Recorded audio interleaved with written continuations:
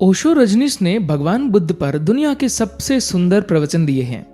इस प्रवचन माला का नाम है एस धम्मो सनातनो। लाखों देशी और विदेशी लोग हैं जो बौद्ध नहीं हैं, लेकिन वे भगवान बुद्ध से अथाह प्रेम करते हैं और उनकी विचारधारा अनुसार ही जीवन यापन कर रहे हैं। बौद्ध धर्म किसी दूसरे धर्म के प्रति नफरत नहीं सिखाता और न ही वह किसी अन्य धर्म के सिद्धांतों का खंडन करता है। ऐसा माना जाता है कि बौद्ध धर्म न तो वेद विरोधी है और न हिंदू विरोधी। गौतम बुद्ध ने तो सिर्फ जातिवाद, कर्मकांड, पाखंड, हिंसा और अनाचरण का विरोध किया था। गौतम बुद्ध के शिष्यों में कई ब्राह्मण थे। आज भी ऐसे लाखों ब्राह्मण हैं जो बौद्ध बने बगैर ही भगवान बुद्ध से अथाह प्रेम करते हैं और उनकी विचारधारा को मानते हैं। बुद्ध ने अपने धर्म या समाज को नफरत या खंडन मंडन के आधार पर खड़ा नहीं किया।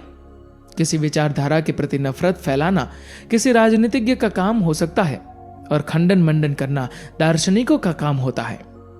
बुद्ध न तो दार्शनिक थे और न ही राजनीतिज्ञ।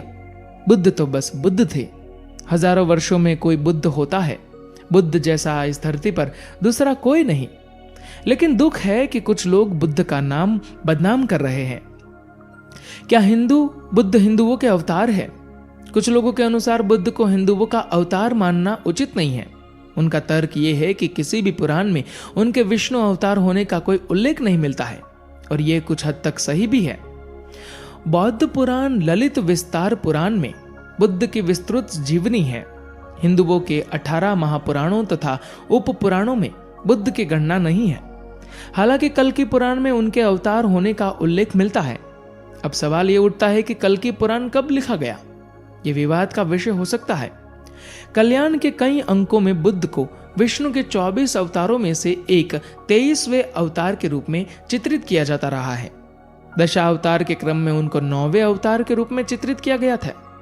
हालांकि इस संबंध में पुराणों से इतर अन्य कई ग्रंथों में इसका उल्लेख मिलता है कि बुद्ध हिंदुओं के अवतारी पुरुष है, लेकिन मूल पुराणों में नहीं। कल्कि पुराण के पूर्व के अग्नि पुराण में बुद्ध प्रतिमा का वर्णन मिलता है। भगवान बुद्ध ऊंचे पद्ममय आसन पर बैठे हैं। उनके एक हाथ में वरद तथा दूसरे में अभय की मुद्रा है। वे शांत स्वरूप है। उनके शरीर का रंग गोरा और कान लंबे हैं। वे सुंदर पीत वस्त्र से आवृत हैं। वे धर्मों प्रदेश करके कुशीनगर पहुंचे और वहीं उनका देहांत हो गया। कल्याण पुराण कंथाक वर्ष 63 विक्रम संवत 2043 में प्रकाशित पृष्ठ संख्या 340 से अद्भुत इस वर्णन में यह कहीं नहीं कहा गया कि वे विष्णु अवतार है। बुद्ध किस जाति या समाज के थे, यह सवाल मायने नहीं रखता। गौतम बुद्ध ने खुद को न तो कभी क्षत्रिय कहा, न ब्राह्मण और न शाक्य। हालांकि शाक्यों का पक्ष लेने के कारण कुछ लोग उनको शाक्य मानकर शाक्य मुनि कहते हैं। क्या बुद्ध खुद को किसी जाति या समाज में सीमित कर सकते हैं? बुद्ध को इस तरह किसी जाति विशेष में सीमित करना या उन्हें महज मुनि मानना बुद्ध का अपमान ही होगा। बुद्ध से जो सचमुच ही प्रेम करता है वह बुद्ध को किसी सीमा में नहीं बांध सकता।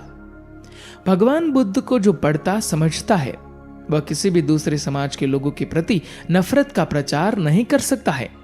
यदि वह ऐसा कर रहा है तो वह विश्व में बौद्ध धर्म की प्रतिष्ठा को नीचे गिरा देगा। बुद्धम शरणम गच्छामि। बुद्ध ऐसे है जैसे हिमाच्छादित हिमालय। पर्वत तो और भी है, हिमाच्छादित पर्वत और भी है, पर हिमालय अतुलनीय है। उसकी कोई उपमा नहीं है। हिमालय बस हिमालय जैसा है। गौतम बुद्ध बस गौतम बुद्ध जैसे। पूरी मनुष्य जाति के इतिहास में वैसा महिमापूर्ण नाम दूसरा नहीं। गौतम बुद्ध ने जितने हृदयों की वीणा को बजाया है उतना किसी और ने नहीं। गौतम बुद्ध के माध्यम से जितने लोग जागे और जितने लोगों ने परम भगवत्ता उपलब्ध की है उतनी किसी और के माध्यम से नहीं।